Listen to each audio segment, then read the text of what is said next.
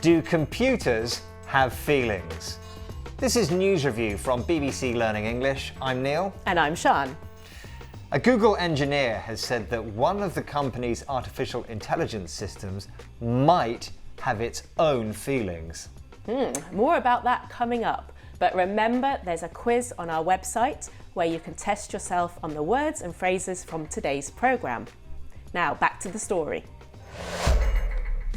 Machines with feelings. They're a favourite of science fiction. Now, a Google engineer claims one of the company's artificial intelligence systems is sentient, meaning it has feelings. Blake Lemoine says the LaMDA system is not only capable of having natural conversations, but also has desires, which should be respected. But Google has strongly rejected the idea. Okay, Sian, you've been looking at the headlines. What have you got? Okay, we have come to life, mind of its own, and taken in by. This is News Review from BBC Learning English.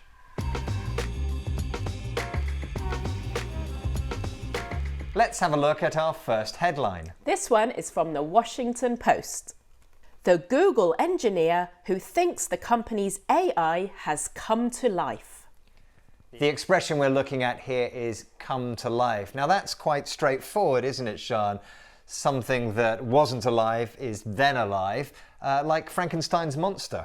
Yeah, on one level that's correct. So in this headline, the expression come to life is used literally, but often it's not. No, and in that case, we use it to describe things that become more real or more exciting. You've got an example.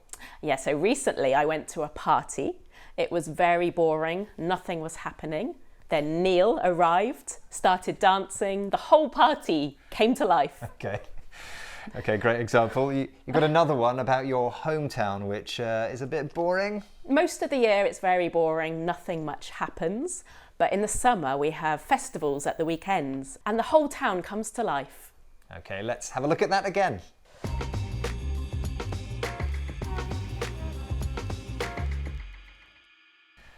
Let's have a look at our next headline. This one is from Axios. Chatbot AI has a mind of its own, Google engineer claims. The expression is a mind of its own. This is interesting because usually we use it to talk about things that are obviously not alive, so machines or objects. And we use it to say that they are difficult to control. Yeah, so in the supermarket, you get the trolley, the one that you can't push in this direction, it will only go in that direction. It's got a mind of its own. Exactly, or the coffee machine. The one where you press for the coffee but only hot water comes out. Exactly. It's got a mind of its own. Can we use this to talk about people? Yeah, we can use it to describe people who make their own decisions. They don't do what is expected of them. So they have a mind of their own. Let's take a look at that one more time.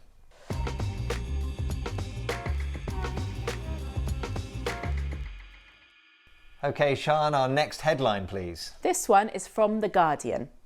Labelling Google's LaMDA chatbot as sentient is fanciful, but it's very human to be taken in by machines.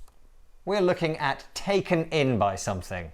So when you are taken in by something, you are made to believe it's true, even though it isn't. So you are tricked by something.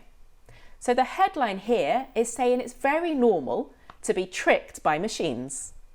I've got an example. Sian, have you ever received one of those emails asking for your bank details? Yeah, the ones that say you'll win hundreds of pounds, thousands of pounds. Yeah, one of those. Well, don't get taken in by it. Lots of people do get taken in by these tricks.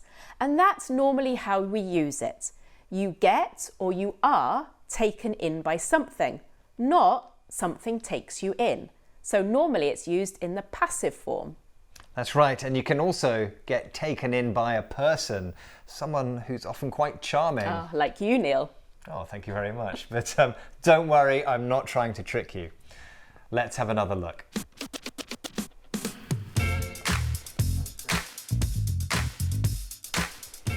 we've had come to life, mind of its own, and taken in by. And come to life can mean become alive or become more exciting.